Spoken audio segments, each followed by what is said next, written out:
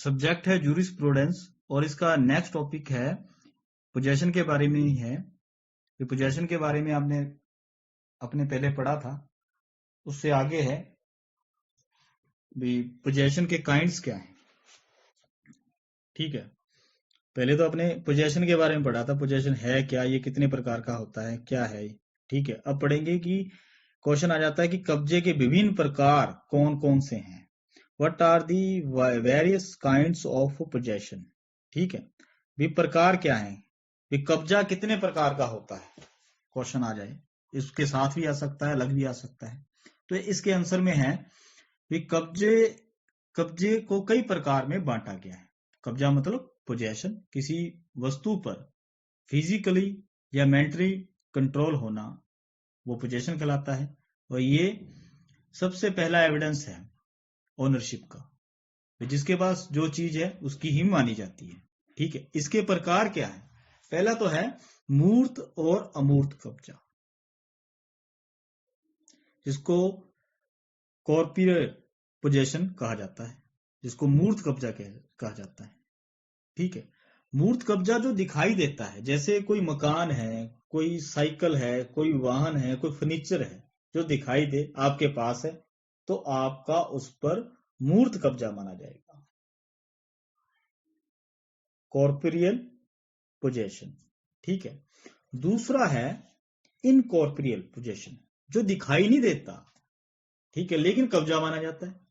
जैसे आने जाने का रास्ता, मार्गाधिकार। ठीक है, आप गली से गुजर रहे हो या किसी के खेत से गुजर रहे हो अपनी जमीन तक पहुंचने के लिए, तो जो ये अधिकार है, जो ये कब्जा है, ये कौन सा है, इनकॉर्पोरियल। जैसे हवा और प्रकाश, पानी का अधिकार भी। आप ला ये कहता है कि हर व्यक्ति को अपनी इच्छा अनुसार, मतलब बढ़िया तरीके से जीने का अधिकार है। भाई आपका पड़ोसी है, अगर वो इतनी ऊंची बिल्डिंग बना लेगा जिससे आपकी हवा और जो रोशनी आती है वो बंद हो जाए, तो आपके राइट का वोलेशन हो रहा है। ठीक है, तो ये जो अधिकार है, ये कौन सा अधिकार माना गया, ये इनकॉर्पोरियल पोजेशन माना गया। भाई मेरा ये पोजेशन है कि आप ऐसा काम नहीं करोगे। ठीक है, मेरा इस रास्ते से निकलने का अधिकार है। ठीक है, जो दिखाई नहीं देता उसको कहते हैं इनकॉर्पोरियल पोजेशन। दूसरे नंबर पर है तत्कालिक और मध्यवर्ती कब्जा, जिसको पहला तत्कालिक इसको कहा जाता है, इमीडिएट पोजेशन, जो इमीडिएट प्राप्त हो जाए।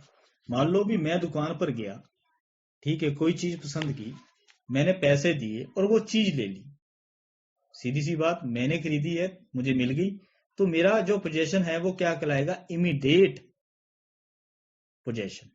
ठीक है, लेकिन दूसरा नंबर मीडिएट पोजेशन, किसी के थ्रू प्राप्त किया, किसी के द्वारा प्राप्त किया। मान लो भी कोई चीज है, ठीक है, मैंने नौकर को लेने के लिए भेजा, चीज तो मेरी है, पैसे मैंने दिए, नौकर ला रहा है, जैसे नौकर को मिली, ठीक है, तो वो क्या हो गया, मीडिएट पोजेशन, मध्यवर्ती कब्जा। ठीक है, तीसरे नंबर पर है डी फैक्टो पोजेशन और डी जूरे, क्लियर, जिसको तथ्य और विदित कब्जा कहा जाता है। ठीक है, कहते हैं कि जब किसी वस्तु को स्वयं धारण किया जा सकता है या उस पर फिजिकल कंट्रोल स्थापित किया जा सकता है, तब वह डी फैक्टो पोजेशन कहलाता है, जिसको तथ्य कब्जा कहते हैं। दूसरे शब्दों में यह कहा जा सकता है कि डी फैक्टो पोजेशन धारण करने का मीनिंग है किसी वस्तु पर फिजिकल कंट्रोल रखना। ठीक है, भाई मेरे पास पेन है, चाहे मेरा नहीं है, किसी का हो, लेकिन मेरे कब्जे में है, मेरे फिजिकल कंट्रोल में है, तो इसको क्या बोला जाएगा, डी फैक्टो पोजेशन। दूसरा है D jure. D jure possession में क्या होता है कि आपका फिजिकल कंट्रोल नहीं होता, लेकिन आपकी इच्छा होती है, उसको क्या बोला जाता है, एनिमस, उस चीज को प्राप्त करने की। आपकी चीज है, आप मालिक हो, आपने अपने दोस्त को दे दी, तो वो क्या हो गया, डी जूरे। आपका पोजीशन कौन सा, डी जूरे, चाहे उस पर आपका फिजिकल कंट्रोल नहीं है। मान लो भी आपकी चैन निकालकर चोर भाग गया, ठीक है, अभी भी आपका उस चैन पर एक कब्जा है। कौन सा? डी ज्यूरे एनिमस, जिसको मानसिक कहा जाता है। आपकी इच्छा है उस चीज को पाने की। उसके बाद फोर्थ नंबर पर है आणविक, जिसको कंस्ट्रक्टिव पोजेशन भी कहा जाता है। ठीक है, ये भी एक पोजेशन प्राप्त करने का तरीका है। मतलब कंस्ट्रक्टिव मैंने किसी चीज का कंट्रोल ले लेना। अब मान लो भी कोई व्यक्ति आपको मकान दे रहा है, तो जरूरी थोड़ा आपके फिजिकल कंट्रोल में देगा। मकान उठा के देगा आपके हाथों में, या गाड़ी है, कार है, वो आपको उठा के थोड़ा देगा कि ले जाओ। तो उसका कंट्रोल दे दिया, मतलब गाड़ी है तो उसकी चाबी दे दी। ठीक है, चाबी आपने ले ली। मकान आपको दिया है तो उसकी चाबियां दे दी। तो इसको क्या बोला जाएगा? Constructive possession. क्लियर? उसके बाद 5 नंबर पर आता है समवर्ती कब्जा। समवर्ती कब्जा मतलब जिसको कहा जाता है कि दो व्यक्तियों का एक प्रॉपर्टी पर कब्जा होना। ठीक है, जिसको कंकरेंट पोजेशन भी कहा जाता है। एग्जाम्पल से समझे, भाई मैंने आप अपनी चीज किसी के पास गिरवी रख दी, अपनी चैन है किसी के पास गिरवी रख दी। ठीक है, तो मेरा कब्जा कौन सा है? डी ज्यूरे। ठीक है, एनिमस।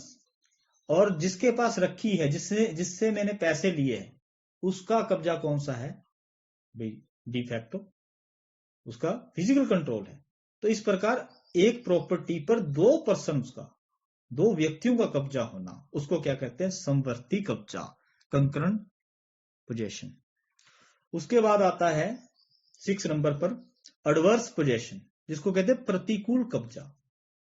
ठीक है, मतलब किसी अन्य व्यक्ति के स्वामित्व का अतिक्रमण करना, मतलब किसी की प्रॉपर्टी को दबा लेना। भी पोजेशन जरूरी थोड़ा लीगली हो, ये एडवर्स भी हो सकता है। इसमें इसके द्वारा किसी भूमि पर हक का अर्जन किया जाता है।